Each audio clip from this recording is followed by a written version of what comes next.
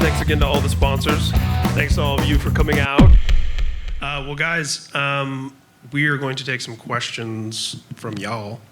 As you can see, we have a couple of microphones set up. If you would be so kind as to form some orderly single file lines. And I would just ask that you keep it to one question, keep it about the band, and if you could tell us your name and where you're from before your question. And you're first up to bat, so we can start over here. Hey, what's up? Name's Stefano. I go to Here to MI, actually. I'm a musician. It's my band, Sparing Graceful. I'm actually going to throw it back a little bit, Derek. My, what would be, like 10-year-old, like 15-year-old self would kill me if I didn't ask it.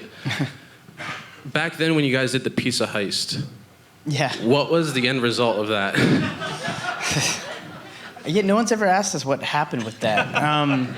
Basically, we just ate pizza and split. They never really, like, nothing happened. They never like called back or found... Well, I mean, we took off and no one ever caught us. We ate our pizza and then just, what do? Just go back to mom's house. Awesome, thank you, man. I'll go over here. Hi, hey, my name is Tim. I just love your music and Thanks. Thank you for my whole childhood and teenage years. I just have this question. I'm like a coming musician. I played guitar for 3 to 4 years, and I'm stuck in this void of just doing covers, and I don't know how to make original material. I don't know how to write lyrics much and whatnot. Do you have any advice of how to just put it all in there, or do you just go for it? Or I was just gonna say, I mean, the only way I know how to do it, because I was in that same thing when I first started, that I knew I wanted to be a writer, but I didn't know if I was, or I didn't know how to do it. And you just start writing stuff, and it's usually not great at first, and it's still like that for me when I start a record. I don't like anything that I'm coming up with, and I feel like it's all horrible, and then it starts to slowly get better. So I wouldn't be afraid of what comes out at first, and you just keep doing it. Yeah, because I try to put out music out there. Well, covers, it's become really difficult, especially YouTube. They're having all these copyright strikes hitting you, and it's just it was really difficult to just lay it out there. But yeah, and I was really inspired by some of the works you've done, especially Walking Disaster. That hit me, really cool. deeply. So yeah, just really inspired me a lot. I'm reading that on the back of his arm right now while you're talking about it. Okay. Yeah, I would just the only advice I can say is that song in particular, Walking Disaster, was kind of a scary song for me to write at the time, because it felt like that record was the first time I felt like I was being almost like I'm opening up my journal to the world. So, but it was great for me. I really enjoyed the process, even though it was a really scary process. And I would say just be really open, be really honest. And if you are, then it's original to you. It's the easiest way to be original. Oh, okay. Well, thank you. Awesome, thank you. Go back this way. Hi. Hey. Is this thing on? Okay. I don't really have a question. I just want to say you guys really inspired me, and I love you guys. You guys are amazing. I love your music and everything you guys have done. Cool, and, thank you. You guys, I still look up to you guys. Awesome, thank you That's very much. all I want to say. Cool, and my sister loves you guys. Thank you. Cool, thanks. Peace. Oh. Yes, sir. Hey, my name is Joey. Hey. First of all, you guys are awesome. Secondly, since you're with Hopeless now, do you think there's a possibility of you guys touring with The Used or Taking Back Sunday? You never know. It's Definitely never know. Yeah, we love those guys. Yeah. I totally watch. Yeah? You'd like that? I think everyone would, right? Thank you. Cool. We've now crowdsourced your tour lineup. Yeah. That's awesome. Hi, I'm Stuart from Huntington Beach. Hey. I just had a question about the new album. On average, how long did it take you guys to write each song, and how long did it take for all the songs to come together? Well, for this album, it was a little different. Every album's different. I would say this one, there was moments that are really quick. Songs come really fast. And there's some songs I felt like I agonized for months and months on just one part of the song. So it was a mixture of both. I had just gotten out of the hospital when I started to write, so I was also recovering at the same time, which took a long time, but I was also trying to write songs every day, which possibly could have made the process harder and longer. I don't know. It did feel tough at the beginning, and it felt like I was not really getting anywhere, and I was agonizing over writing for a few months at the beginning. And then it got quicker, and then songs started coming. So it's a mixture of both, really. Yes, sir. Hey, I'm Patrick from Studio City. So one of my favorite albums of yours is Chuck. Like, I loved when you played Angels with Dirty Faces at those shows last summer. Like, adore that song. Oh, cool. So I was, it's very stylistically, thematically a little different than a lot of your other music, though. So I was wondering if you could talk a little about the inspiration, the driving forces behind making such kind of a metal-heavy album at the time.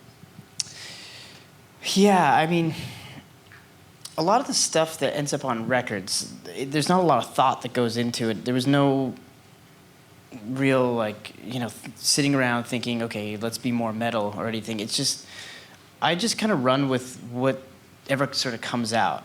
It's like that with music, and it's like that with lyrics. Whatever I decide to write about on that day is what the song becomes about. And the same with when I pick up a guitar, if I just go to a darker riff, usually I start with riffs when I'm writing a song. And if it's melodic or poppy, then it's that kind of song. And with Chuck, I'm trying to think of what the first song I wrote for that record was. I don't even remember, but it would have been, I think it was No Reason. But, it's just that the riff in that song was just the first thing that came to me. And then, I don't know, it's just how it goes, I guess. I don't really know how to answer those kind of questions because I don't really think about it. It just comes out that way. Thank you. You leave it for us to think about. Hey, I'm Bailey from Los Angeles. Hey. So taking it back a long time ago, what was the first moment you were like, yeah, I made it? Or the first moment you felt like, I don't know, rock star or whatever? It's hard for me to answer that because I don't really ever remember having that moment. I think I've always been in a place of like, we're almost there, but not quite there yet. So I don't know if I've ever really had that moment of like, yeah, we've done it. I think I'm still waiting for that moment. Okay. So you never like ran into the store and saw your face in a magazine? And I mean, there's like, been times I've been surprised at things, but I've never felt like, oh yeah, we're at the top or anything. It's, I would say the first time I can remember people recognizing me on the street, we were in Philadelphia, and it was 2001, and it was only maybe a couple weeks of Fat Lip being on MTV, and it was the first time we were being on MTV, and it was like, every third person, I was just walking down the street like I normally would, and people were like, hey, you're that guy, and I'm like, oh my God, it's happening. Like, people are recognizing me, and it's only been out for like 3 weeks. And so that was the first time I noticed that. But yeah, that's as close as I can come to an answer. Pretty humble. I like how Still Waiting got worked in there. I don't know if anyone else caught that. I didn't. You said it. I'm Forrest, and I'm from Mississippi. Last year, I got to go to my first Warped Tour, and I really don't have a good question, but I feel like an idiot because I grew up on your music. And so I went to my first Warped Tour last year, and I get to go to my second this year. So y'all ready to rage or what? That's a good question, actually. Yeah, we are Like, ready to rage. I don't know. Yeah, no, it's gonna be I like great. seeing pop punk come back to Warped Tour. It's pretty sick. So, Cool. Yeah, there's a lot of good bands this year. Yeah. Should be cool. Didn't really have a question, just had to talk to you. That's all good. Hi, I'm Hello. JJ. I'm from Chino, and I just like to say I really like you guys' music. I have a lot of respect for what you guys do. I think you're amazing. Thanks. I ask this at every conversation series because I find it really useful. I graduate high school on Tuesday, and I'm going to study songwriting and music business. So what's the biggest business tip you can give upcoming artists? No. You're more businessy than I am. I don't. I mean, yeah, it is. I mean, it is the music business, I mean, Yeah, I was gonna say. I think the thing is that it is a business. I don't know. I think it's just like any other business, it can be just as shady as you could ever imagine it, and you just got to be careful. And I always just go through this business of I always just try to do the right thing, and sometimes you get screwed because of that, and sometimes you don't. But yeah, it is a business, and you just got to watch out. Thank you. Watch your back. That's your advice. I guess. I mean, check yourself. It's a shady business. It really It is. is. All right, hi, I'm Tyler. Besides making absolutely amazing music, some of the things that I've liked seeing you guys do in the past is make documentaries, specifically with the Screaming Bloody Murder documentary. Yeah, that was a very fun one. It was an easy one to make. Yeah, that's my instant go-to when it comes to music documentaries for like any of my friends, because you guys made like one of the most awesome documentaries. I just love it so much. And so I'm hoping for this album that you either are working on a documentary or maybe one in the future possibly, because you literally made it amazing, and I hope you can do that again. Well, I mean, that documentary was very specific to that time period in my life, which was more entertaining to watch. Whereas these days, making this record was complete opposite from making that last record. Because last record, that lifestyle is what ended me up in the hospital. So this record is me post-hospital, which is not as exciting, I would say. A little bit more tame. But yeah, we are actually talking about making a documentary right now with incorporating stuff from this record, but also having something a little bit more exciting to it.